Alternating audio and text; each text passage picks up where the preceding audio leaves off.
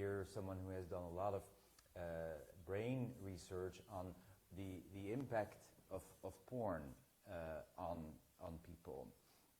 And this is Gary Wilson. His website is yourbrainonporn.com. He has a lot to say about the topic. Welcome, Gary. Thank you.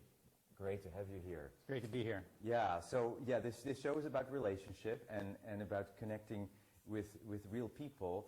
And you know something about a problem that arises that's actually an obstacle in our relationship with people, which is people, men in particular, and particular young men sitting in front of the computer and masturbating to pornography. Yeah, what's going on is, as we know, with the rise of the internet, we now have, of course, internet porn, high-speed internet porn. And what I have been seeing, because so many websites linked to mine where guys are discussing this, is that they are finding the screen much more exciting than the real thing. In other words, they are becoming compelled by the screen, just like young guys are being compelled by video games. These young guys are also being compelled and more interested in internet porn than they are real women or real partners. And they are concerned. And so they may have been using internet porn since they're 12, and now it's 17, and they're going out on their first date, and they take their clothes off, and they can't get it up. And they're going, oh my God, what's wrong with me? Then they do a search, and they find out those years of brain training have trained their brain to need to sit and watch and be a voyeur and need a certain level of stimulation in order to get sexually excited. That's when they make a change. And so what this problem is, it's a problem of being hooked on what is artificial rather than what is real. Thank you. So you have them get off porn, and it takes about 2, 3, 4, 5 months of no porn, and interesting enough, no masturbation, because they're so desensitized. I don't know why that is. And slowly, their sexual performance comes back, their erections come back. As they are abstaining from porn? Yeah, they have to abstain from it, or they'll never return to normal. They'll have ED, I guess, for the rest of their life. Some have had ED for 10 years. Let's define addiction. How often is addiction? What if somebody watches porn once a week? That may not be addiction. Let's define it for the viewer here. Well, you can't define. Addiction is the continued use in spite of negative consequences. So here's the problem, is if you continue to use, and you started at age 11 using porn every day, high-speed porn, and you're 20, and you've used it every day, you don't know the negative consequences until you stop. And so that's what's so surprising for these thousands of guys, is that once they stop, they have more energy, their confidence goes up, their social anxiety goes away, their interest in real girls go up, and for many of them, because the reason they quit is because of erectile dysfunction, that also remits. So if you don't know, if you never stop, you don't know what the negative consequences were. You just assume that's how you are. That's you. That's social anxiety, lack of confidence, no motivation to study or go get some job. Sure. But is porn bad in every way? Or does porn have actually something to offer? Porn cannot be defined, because what we're talking about is the reward circuitry, which is an ancient circuitry in the middle of the brain, and it doesn't know what porn is. It only knows levels of stimulation. So for one person, they may be looking at feet, and that stimulates them. And another person, they might be looking at bestiality, yes, and that stimulates them. The fetish. Yeah. Or another person, for example, we had this one gentleman who only looked at swimsuit models. Now, is that porn? Most people don't think so, but he looked through 2,000 to 3,000 pictures per masturbation session. Wow. Maybe 2,000 to 3,000 pictures per masturbation So session. he needed click, click, click, click, click, several windows open, several tabs, clicking through them all, looking at them. that's the stimulation he ended up needing in order to get sexually excited. So are people in swimsuits porn? Probably not. No. It's the How level easy. of stimulation Sure. that causes brain changes, that leads to dysfunctions. So you can't really define even what porn is anymore. No, but if you're using it in a way that you always need more, I mean, I think that's an aspect of addiction. That Escalation. Escalation. You always need more, like a bottomless pit. Then you are in an addictive cycle. But for some people, watching a particular erotic or porn movie may open up new doors in their relationship for people to look at that. So it's how you use it. It's how you use it, but another big aspect is how it's delivered. So we can't use the word porn anymore. We can use porn, and then we can use high-speed internet porn. That's a completely different animal, and that's the only one I deal with. I don't deal with people sitting around and watching Playboy or people going to the local theater and watching it. These are kids I say because they're in their teens, adolescence, and they have trained their brains on high-speed porn. High-speed means they don't have to sit there and wait for 10 minutes for one picture to download. Instead, they have high definition, several tabs open, clicking between the tabs, fast-forwarding to their favorite part, and then when their excitement starts to drop, they click open another window for a new genre that will jump and get their excitement going up. This could not be done before high-speed internet porn, and this is the brain training that's going on. So the discussion for me is high-speed internet porn and how that differs from everything before. Because look at it. We've had written words. We've had pictures. Were they addictive? Put them together. You have Facebook, and now you have the ability to click, click, click, click, click, and people are getting addicted to words and pictures. Yes. So it's a different type of medium with a different type of delivery. Gary, you're coming to this as a therapist, right? No, I'm not a therapist. You're not a therapist. I'm a physiology and pathology teacher who got drugged into this, I see. not wanting to do anything with it. This is an area of research. Yeah, so I taught anatomy and physiology for about 20 years, and of course I taught neurobiology many, many times. About 12 years ago, I met my wife, and my wife, we wrote some books together, and they had to do with the neurobiology of sex, bonding, and all those events occur in the reward circuit, and that's the same place that addiction occurs, where the reward circuit changes. So I became very familiar looking at all the science and the abstracts and the research of this area. And you collected all of this on this website called Your Brain on Porn. Your Brain on Porn. Not actually. What happened is about 6 years ago on my wife's site, which was about sexuality and couples, all of a sudden Google put together the word sex and addiction and orgasm, and these guys started showing up on the forum and saying, we're addicted to porn, or I have erectile dysfunction, what do we do? And my wife, who is running the forum, says, I don't know.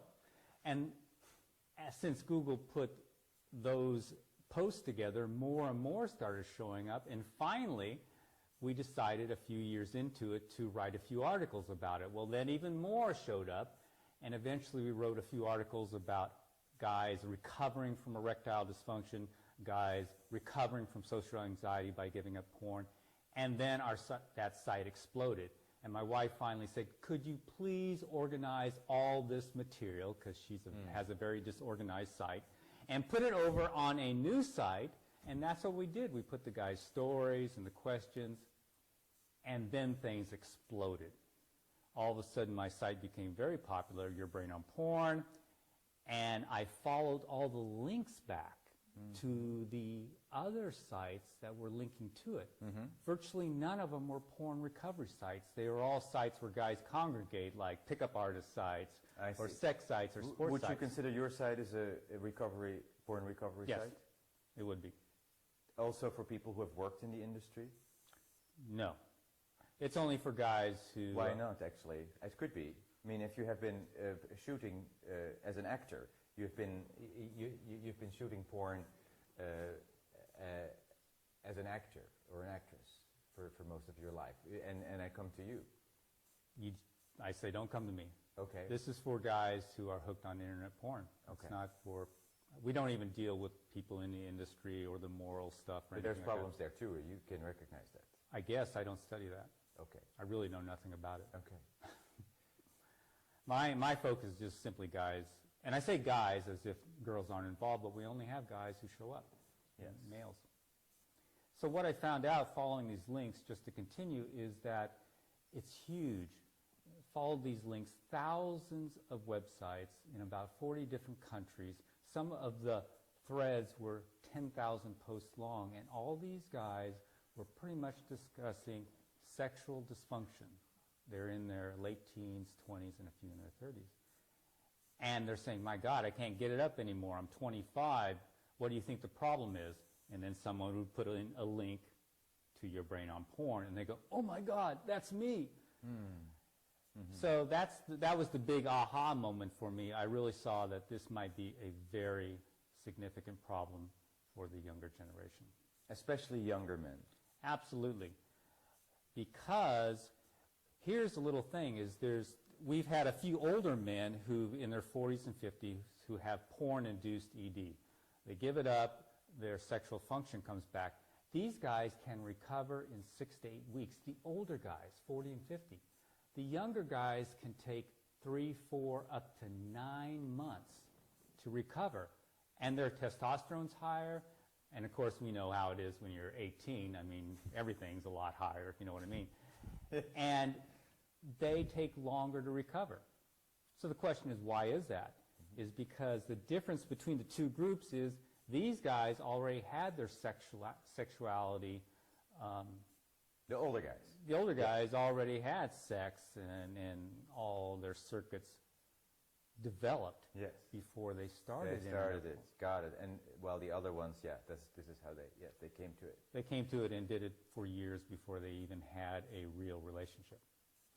What advice do you want people to know about this? Let's say people are watching and they are finding themselves watching porn every day and masturbating. What do you want to say to them?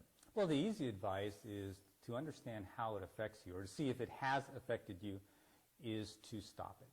It's really that simple. Stop it for several months and see the differences. If there aren't any differences, you can make up for lost time, go back and use plenty of porn.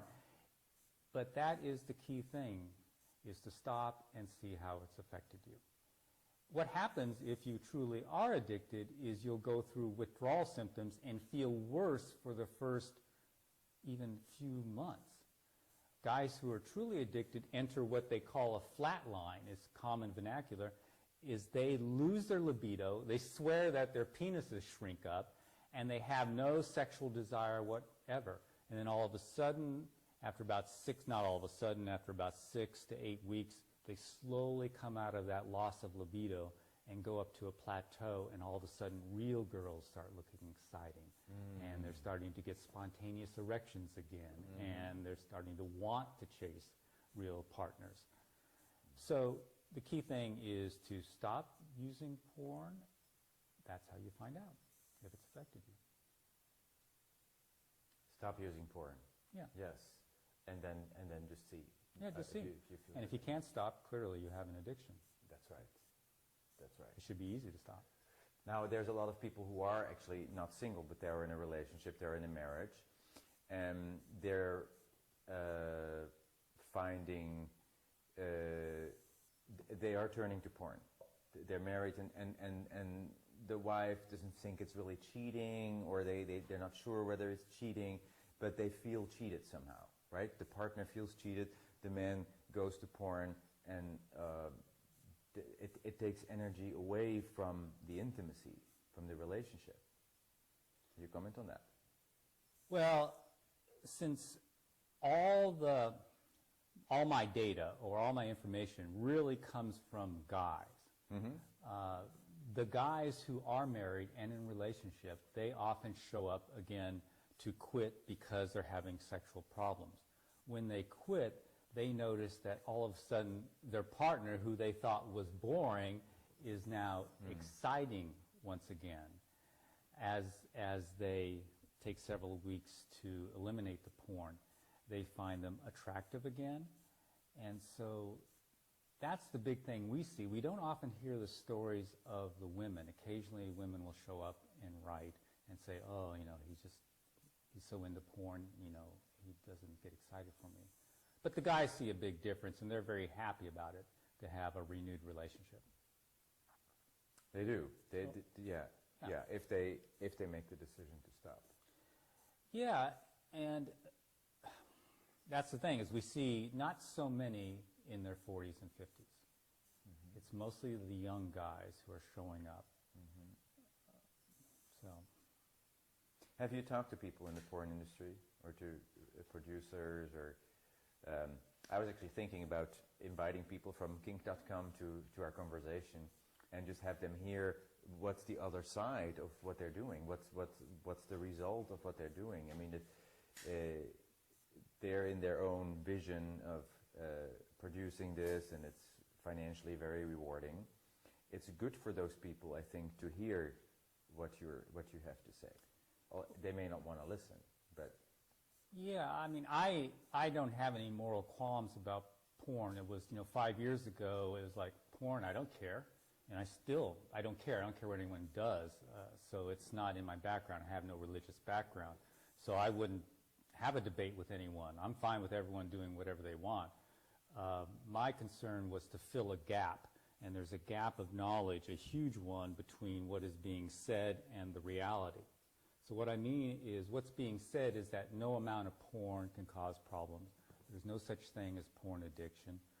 Using porn consistently cannot cause a problem. Well, this is false.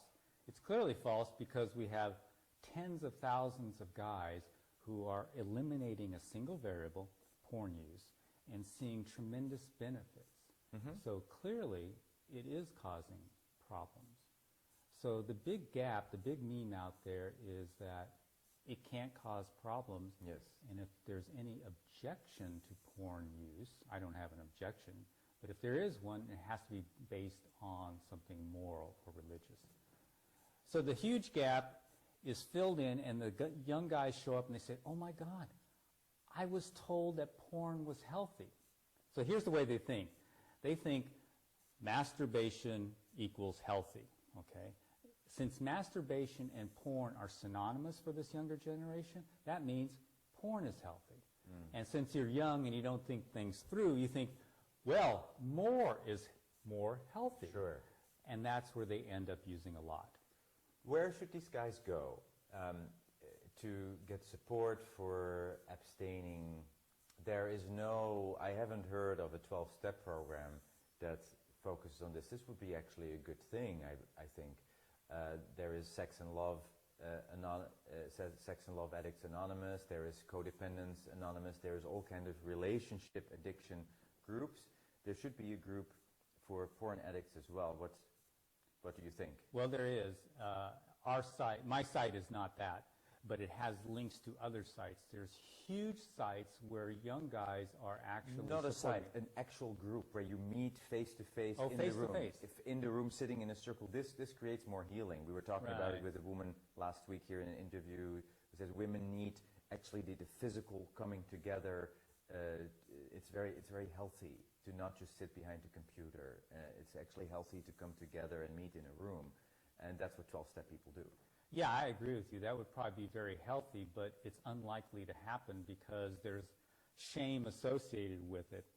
So since the guys are young guys who live in an internet age, most of them prefer to go on the internet and write. The ones do mention, okay, I've gone to a 12-step, but they've gone to a sex addiction. Yes, for people who go to prostitutes or are addicted to a partner, yes. Yeah, and that's a completely different animal than starting on internet porn at age 11 and not being able to stop at age 18. So yeah, I would agree with you. It would be great if they had some place to meet, but I don't know of any. You're right. Are you running groups No. in your area? No, I don't do that. I'm not a therapist. No, but you could be a group facilitator. Nope, I won't. You won't. I'm a teacher. That's my job. So I teach. I give them the science behind addiction and the science behind their symptoms. And when they learn that, it's really a benefit because they can detach and say, oh, you know, it's my primitive brain that's causing me to want to sit here and click from picture to picture. And they see that that primitive brain is in charge. Or they say, oh, my frontal cortex is inhibited. It's not functioning fully, which happens in all addictions. And that's why I keep relapsing. So they can detach and they can almost see their brain doing things it doesn't want to. They have a term, they call it their scumbag brain that's making them do this. Gary, you're very insightful, and I think it is so great what you're doing. When I first saw your website, it was like a few years ago, I was very happy, and I posted it on my Facebook page, and I ended up coming to you and having you here. How did you get to this passion? I mean, you're very passionate actually about it. You're very passionate about the topic and helping people or providing this information. What in your life has propelled you to gain knowledge about this? Well, if you saw me teach anatomy, you know I'd be passionate about the femur. So when I'm teaching, I'm passionate. But what happened was, again, it came down to all these young guys showing up on my wife's site, and then several of them being suicidal, wanting to kill themselves, thinking their life is lost. And we see this over and over again, the thousands of young men who feel that their sexuality is ruined, that they're not going to be able to get attracted to a real female, they're not going to be able to have real sex. And that's my passion now, is to try to fill this gap, because there's a lot of people suffering. I'm not out there to stop porn, I'm out there to educate so that the people who want to get over some of these symptoms caused by excessive porn use can find the information and do it. There's a lot of guys suffering out there, a lot. So that's behind my passion. Dopamine is what gives you the motivation and the urge and the excitement to do something. So over time, in any type of addiction, your dopamine levels and sensitivity drop in the part of the brain. So you need more and more stimulation to have the same effect. And then the other thing happens is you wire your brain, actually nerve cells connect to wire in Pavlovian, super Pavlovian memories of your addiction. For example, if you're an alcoholic and you've quit and you've been like 90 days sober and you're walking down the street, all of a sudden you walk by a bar, you hear some clanking of glass and the smell of alcohol, all of a sudden you get this urge to drink. It's activated these unconscious memories that are powerful, and they overwhelm the reward circuitry by spiking dopamine real high and saying, go get it. So what you have is a double-edged sword, low dopamine and less pleasure in everyday activities, and yet super high spiking of reward for that one single thing that you became addicted to. And that is the nature of addiction. And the final change is the higher part of our brain becoming weaker, so we have less willpower. It's called the frontal cortex. So those things working together are the center, the main attributes of all addiction. Very clear. You really understand addiction. It's very, very clear how you just explained that. Yeah, well, if we look at the traditions of what people have done, as you said, connecting with other people, that's a big one. And it replaces these needs, because they're in solitude. The addiction flourishes in solitude, in isolation. Exactly. And what happens is you have dopamine, and so once you get off the addiction, your dopamine drops even further. Now you're craving things, and the one thing that will do it is your addiction. But now you can replace that reward with human contact. So that's one big thing, socialization. We tell guys, you've got to socialize. The next thing is exercise. Exercise actually elevates the dopamine, and it makes more what are called dopamine receptors in the brain. Another thing that occurs is meditation. Meditation increases dopamine too and keeps the levels high. So those are some of the things that I would can do. add one, also creative expression. Yes. Art, music, making beautiful things. especially for those that are artistically inclined, really helps you connect with your own beauty, with your own essence, and takes away the need for those addictions, for drama. It's very powerful. Yeah, because addiction is really replacing the natural rewards. We don't have a reward circuit that evolved for addictions. It evolved for natural rewards, which were all those things you just discussed, along with food and sex and other things.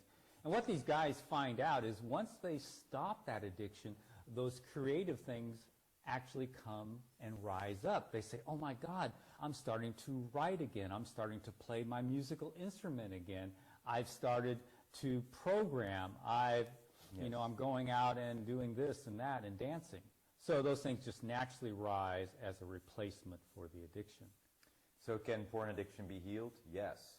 Yes, absolutely. Absolutely, porn addiction can be healed. Absolutely. And I think guys have a better appreciation. They've gone through it, they get off it, and they now see how great real life is. And that's where you get true sex positive, is now sex or interaction with a real partner becomes much more satisfying than it was before. So Gary, we've been talking with you. Can people actually contact you? Can they find you, or do you not want people to contact you? Well, everything I know is on my website, and so it's a well-organized website. There's video presentations that describe everything. So if they go to yourbrainonporn.com, they can find all the information. It's a secular site. There's no advertising, nothing, no monetary anything. And they can also find links to other forums where guys are recovering from porn. What a gift, Gary. Thank you for all the work you've done, for giving people hope that they can get out of, because you said men wanted to kill themselves. Yes, because it was that bad. This is a really bad addiction, and there is hope.